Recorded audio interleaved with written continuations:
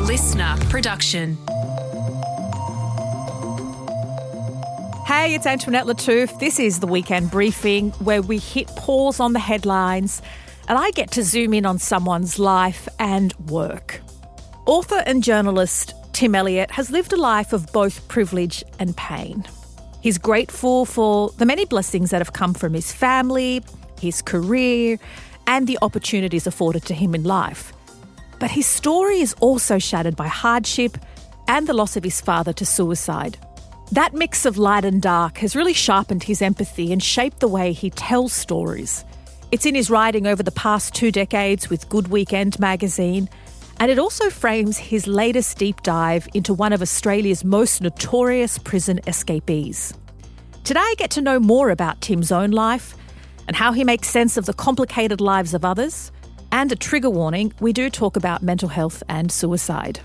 And a big gear shift later in the show because it is weekend list time, and that is when Helen Smith and I recommend what to watch, see, eat, listen to and do and everything in between. But first, my chat with Tim Elliott.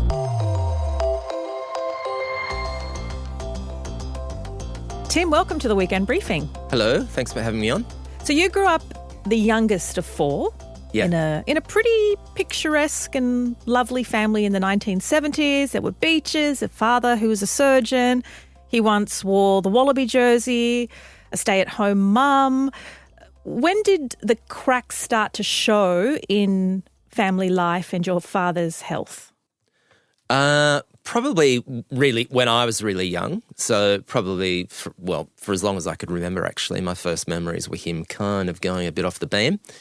In what way? What does that mean? Oh, just volatile behaviour, aggression, general manic behaviour, yelling a lot, walking around the house naked, just doing everything you'd kind of abusive, scary, the whole thing, yeah. So you've described your dad as both a tyrant and an entertainer, one night, scary, loving the next. Like as a child, as a young boy, how did you make sense of those extremes? I just thought a lot of it was, he frequently frightened me, and in the end, he was seriously mentally ill, and in the end, we had to escape, and he chased us out of the house with a pitchfork. And that was the last time I saw him. He appeared to be, he would froth at the mouth. He was so manic. He would actually froth at the mouth, and then he would get so he would manic, crazy sort of troughs and peaks in emotions. And back then, I think, how did you deal with it? You kept really quiet. Like in the 70s, it was really shameful to be a part of a family that had serious mental illness in it. It was very uncool. Yeah. Dad was crazy, quite, crazy. Like clinically Clinically, yes. Very crazy. Yeah. And so you kind of just kept it really quiet. Was there a difference in the way you experienced home life to the way others presumed your home life was like? Because as I mentioned, it would appear that you had a very privileged and lovely family. Yeah. You were very fortunate to have all of the things that you had and all the various positions that your father held. We had a great life. We had a beautiful house in Mossman, a pool. We'd go overseas, which back then was kind of like, unusual. And, but then, I could never tell any of my mates what was going on at school. Yeah. Because it was kind of very, it was number one shameful, but also it was a little bit scary. After we got chased out of the house, because Dad became very violent, we couldn't tell him where we were staying. And so we had a little apartment sort of in an adjacent suburb, and we couldn't let him know where we were staying. So I couldn't let my mates know where I was staying because I was just terrified that somehow through the parent network he'd get back and he'd come looking for us. So, everything was everything was really hush-hush. It was a double life. It was very strange. Yeah, that must have been, it's an enormous kind of burden growing up and wrangling friends and identity and all of that is hard enough. That must have been terribly burdensome. I smoked a lot of pot. Oh, I can imagine. Smoked a lot of pot, drank a lot, did other drugs. That was a coping mechanism. So that worked for a while until it didn't. Yeah, right. They're Band-Aid solutions. Yeah. When did you find out, or when did your family learn what it was, that your dad wasn't just angry and unkind and violent, that there was an underlying psychiatric condition? Oh, we knew that he was mentally ill, so he would see psychiatrists. Right. But nothing back then, the drugs back then just didn't really work. Well, I'm assuming they were better than nothing. But what did he take? Antidepressants. No, as in what was his condition? Oh, manic depressive. Yeah, manic depression, yeah. So he had full-blown bipolar, massive highs where he would, run around the house naked and do other crazy, when he really shouldn't have been. He would then get so depressed that he'd try and kill himself several times, repeatedly. So it was just really like a bomb waiting to go off all the time in the house. You once recalled your father saying something like strange to you during a suicide attempt. How did that moment shape your understanding of him and potentially yourself? I think he said to me, always be a man, whatever you do. I couldn't really understand it, and I was about 8. I was about 8, and he'd just tried to kill himself. He was sitting at the kitchen table. Mum thought he was going to die, so she said, come downstairs and say goodbye. And he was very, it was a very confronting scene. I don't know what he'd taken, but there was a lot of mess everywhere. And how do you react as an 8-year-old to that? Well, how do you digest that now? Does it change, or does that confusion remain? Yeah, it does kind of remain. Maybe he didn't know how to be, I don't know, maybe he didn't know properly how to be a father without hurting people. He caused a lot of damage, actually. I was talking to my sister the other day I've got 2 sisters and an older brother. I was talking to my older sister and she said he really managed to cause a lot of damage in a fairly relatively short period of time. You went on to become a journalist, a writer for The Good Weekend, where you've been for 20 years, and your memoir, Farewell to the Father, actually grew out of a Good Weekend article, and that drew one of the magazine's biggest reader responses in its history. What did you learn from that tidal wave of reaction? Yeah, that story was really interesting. Got the biggest reader reaction in the history of the paper till that point. Yeah. What I learned from that, the reaction I learned was that this is so common. Yeah. And that families are all messed up. Most families are pretty messed up in one way or another. Yeah. There were always secrets in everybody's family. Families, to some extent, are always about things that are left unsaid. Secrets, misunderstandings, trauma, mistreatment. So all of these things are common to, and it's a human experience. So the commonality that people got in touch with me saying, it was like you were hiding in the cupboard at my house, writing everything down. Wow. Yeah. So it was very specific. People would say, oh, my God, I so remember that happening in my own house. It was a carbon copy of the behaviour of my father or my mother. We couldn't tell anybody. It was terrifying, all that sort of stuff. And I wonder if it also challenged the mistaken belief that things like domestic violence and mental illness don't impact all sorts of people, no matter where they live, or no matter what job their dad has, or no matter what holidays they go on, that even those who seem to have a picture-perfect life can be dealing with the most traumatic experiences. Yeah. I think that's a big element, because when I was growing up, it was very much, you're very lucky. You're a very lucky kid, and to be sent to this school you're going to. You're very lucky to live in this house in this suburb. Your father's worked incredibly hard. Which he did. He was total workaholic, which was part of the problem. And you'd better be grateful. Yeah. You felt ashamed not to be happy. Yeah. So if you weren't happy and content and everything you weren't giving off that vibe, that then was something shameful about it. To have all that privilege and still be unhappy and a bit messed up was a bit shameful. It doubled on top of just the shame of having a crazy father. Did learning to read your father's moods and deal with so many of those issues that your family grappled with, including that quick scan for danger, shape the kind of journalist and writer you became, do you think? Maybe, yeah. I think the vigilance, because you're just always vigilant when you're living with someone like that. You're hyper vigilant for mood change, and also just for hearing a certain tone in someone's steps when they're coming down the steps from their car into the house, the way they open the front door, the first thing they say, the way the keys hit the keys on the table at the front door, the car keys, all these tiny little things you learn to pick up on, and because that might be a clue as to how your dad's feeling, his mood, how you should react, whether you should be careful, run away, all that sort of stuff. Yeah, so I think that really helps when you're being a journalist or a writer, because you the more vigilant, the more watchful, the more intuitive you are, the better, the more you pick up on. In your work, you've investigated cults and fugitives, which we're going to get to in a moment, trauma. Is there a through line here, some compulsion or maybe empathy towards the extreme or hidden lives? Maybe.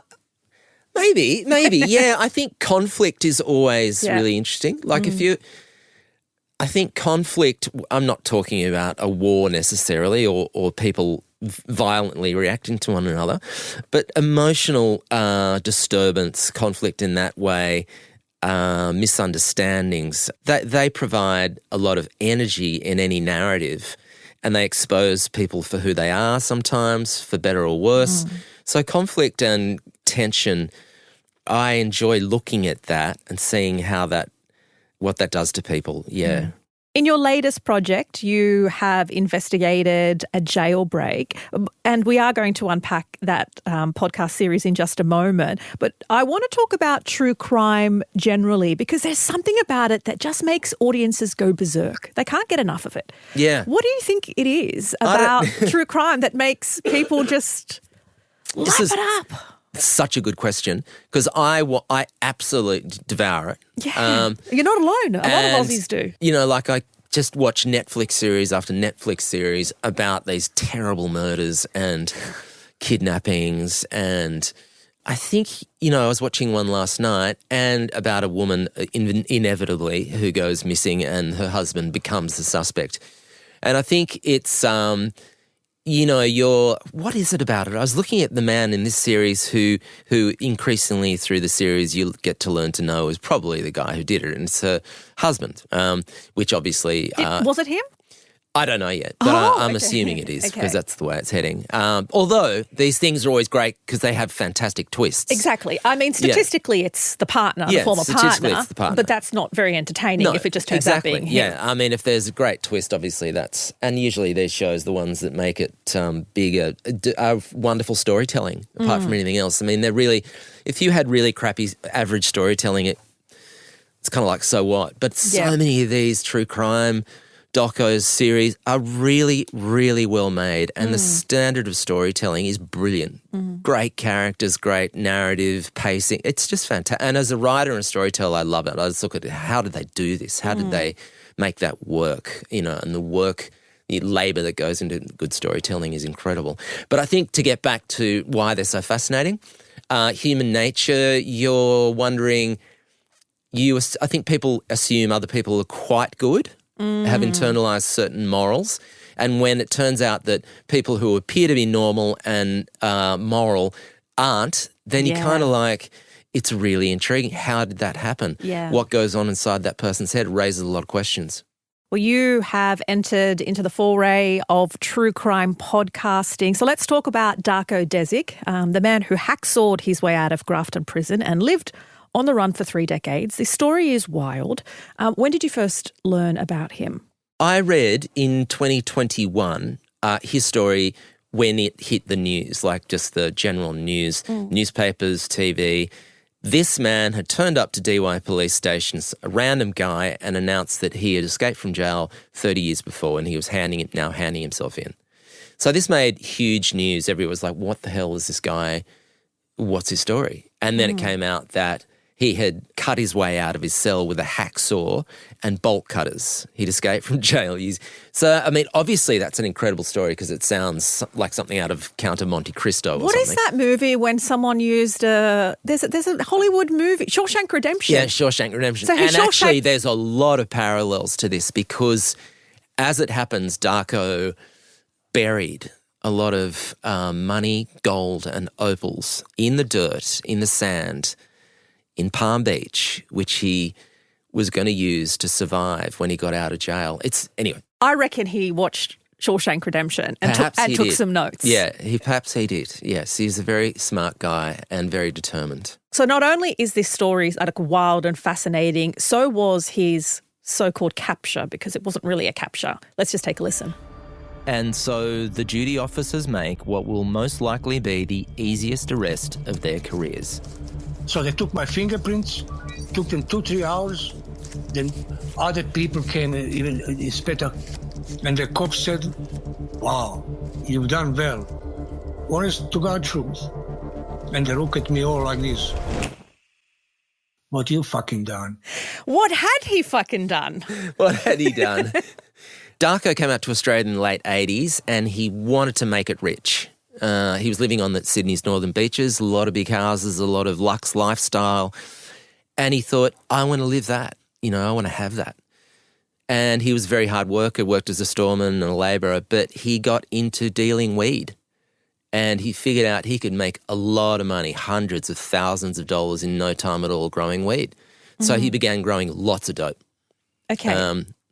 Lots. Okay, lots and lots. So he wasn't just a recreational he was not marijuana. He was dealing. Yeah, okay, he was dealing. Yeah. And so he got sent to jail for that, and then he escaped. Actually, there were 2 escapes. He got busted in the bush where he was growing. The cops chased him through the bush using dogs, a helicopter. They chased him over a hillside. He actually managed to escape in the bush. And he lived another 9 months on the New South Wales North Coast, incognito, working on a banana farm. Yeah. He then got caught again by the cops, this time for good. They found him, charged him, arrested him, locked him up, and he got sent to Grafton Prison. And then he Shawshank Redemptioned his way out. And then he really, really Shawshank Redemption his way out. He got his hands on, again, he tried several times, but ultimately he successfully got his hands on a little piece of hacksaw and then chopped his way through one bar of his cell, just enough to squeeze through. So do you see him as a folk hero or just a clever criminal? Clever criminal. He's certainly clever. No one can live on the run incognito, living a double life for 30 years without being crafty, very crafty. He's obviously a criminal. He's a certified criminal. Certified criminal. Yeah. But he's a very, very interesting guy. He's really into Russian literature, philosophy, plays great classical guitar. He's a fantastic weed grower, or he was. Yeah. And he's an escape artist. He's just a fascinating guy all round. So why would a man who was a criminal on the run for 30 years want to share his story with you? He didn't. He initially didn't want to talk to anybody after he handed himself in 2021. It took me 2.5 years to track him down because he was basically living at a secret location in rural New South Wales, trying to get away from media, trying to get away from the press. He just wanted to be alone. It took me that long to find him and then probably another half a year to convince him to talk to me.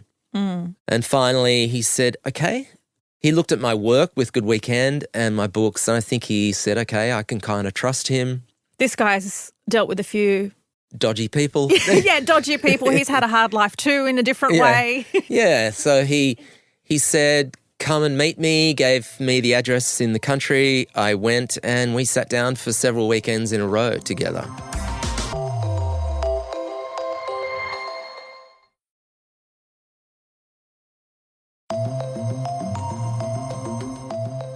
It turns out he was pretty beloved on the northern beaches, so he was kind of hidden in plain sight. So presumably a lot of people knew who he was and just weren't dobbing on him. Or did he presume a different identity? He changed his identity entirely. Okay. Instead of being Darko Desic, he renamed himself Dougie.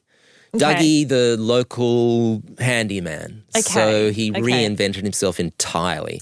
And I guess it would help because it was pre-social media in terms of when he was on run, pre-internet, pre-social media 30 years ago. Well, not entirely pre, but...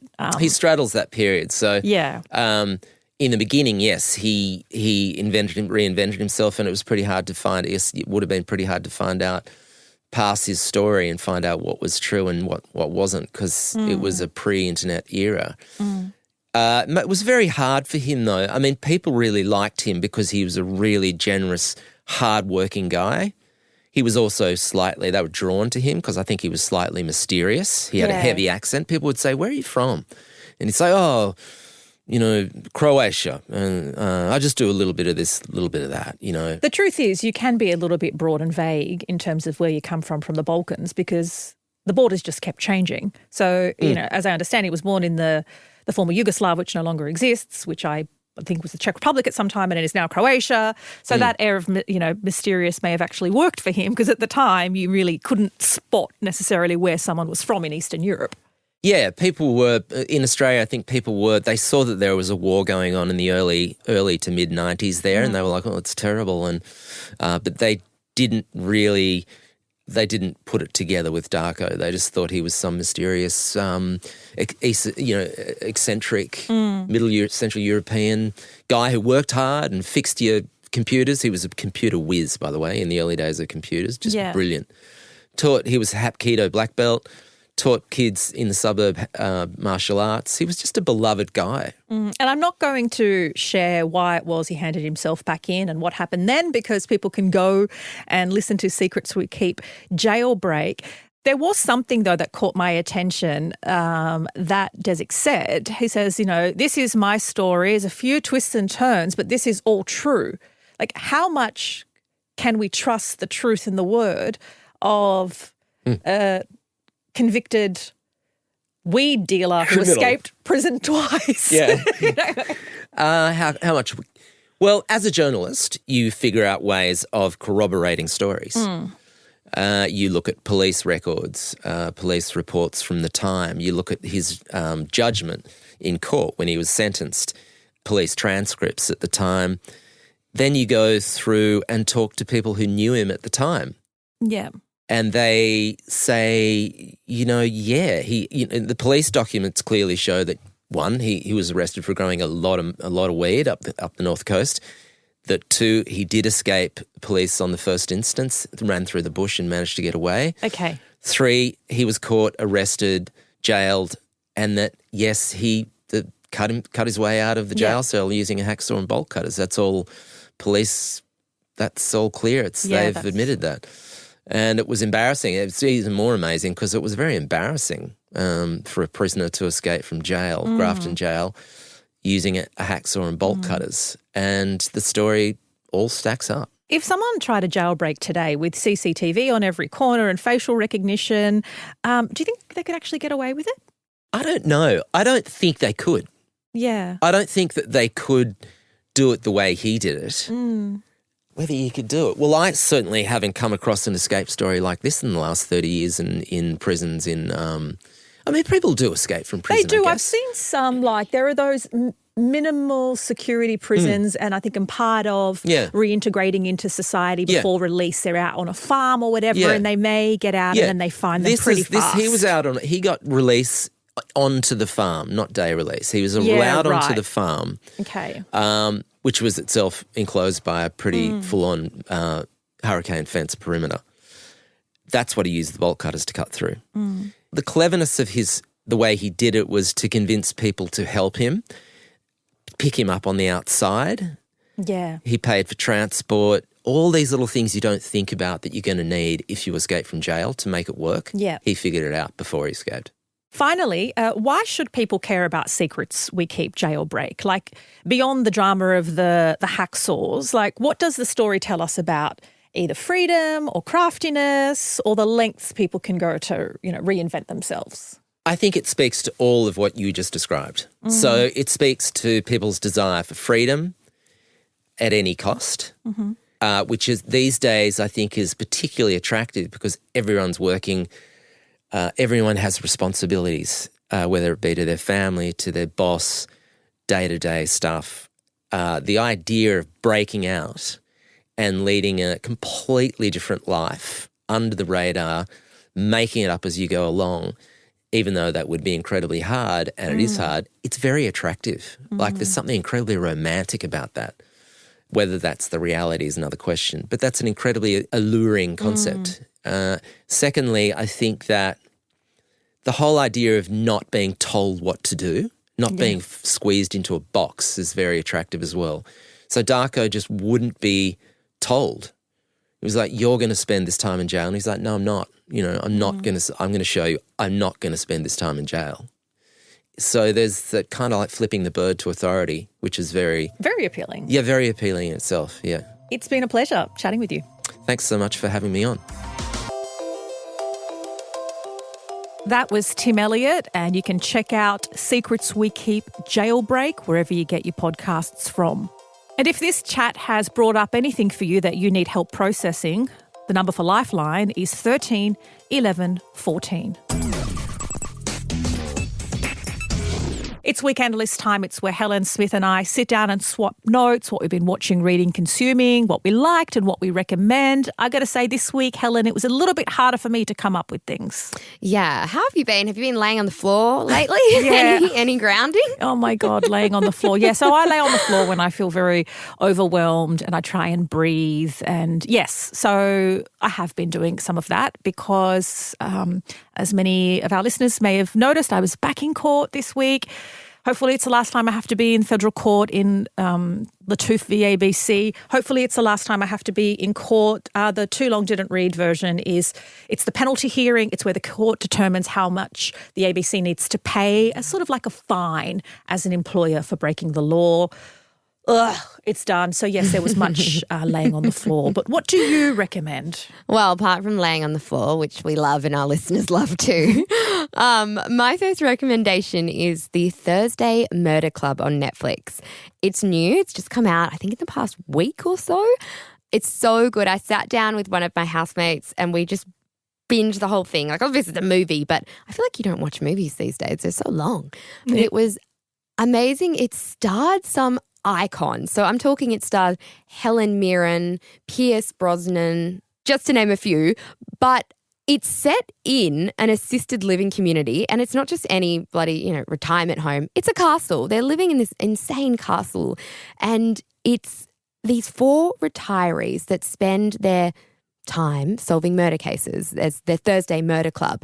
But then it gets a bit real and someone actually gets murdered. Oh. And so then police get involved and kind of mafia figures get involved. And it's all of this quite gruesome kind of murder. It's a comedy mystery thriller though. Oh, it's comedy. Okay. But it's set in this gorgeous castle with these old retirees baking delicious, beautiful cakes on these pink couches. And it's quite a funny, bizarre mix of storyline and characters. And I really enjoyed it. I think if you can watch it, it's an entertaining watch. It's lighthearted. It's fun. Oh, nice. A little like light and shade, but obviously a few murders happen, but it's nothing too wild. It's not too gruesome, but it's just a good watch. And it's on Netflix. It's called Thursday Murder Club. Very good. Okay, so my recommendation, and I do feel like I'm about, like most things, 2 to 4 years behind the craze and when it took off. Air fryers.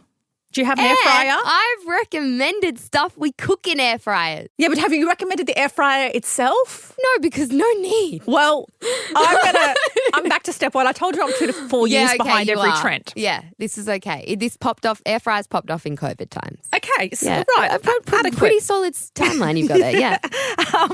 Okay, so look, I think still a lot of people don't have one because they're quite bulky. Yeah, a lot of people don't have one because they can be quite big and they're like, where am I going to put it? Awkward. Anyway, okay. So if you don't already have an air fryer, why I recommend it is because it's often healthier cooking because it uses hot air circulation instead of like deep oil baths and it cuts the fat and calories without losing crunch. And so you do fries, you can do potatoes or salmon. I like chicken wings, spicy chicken wings in particular.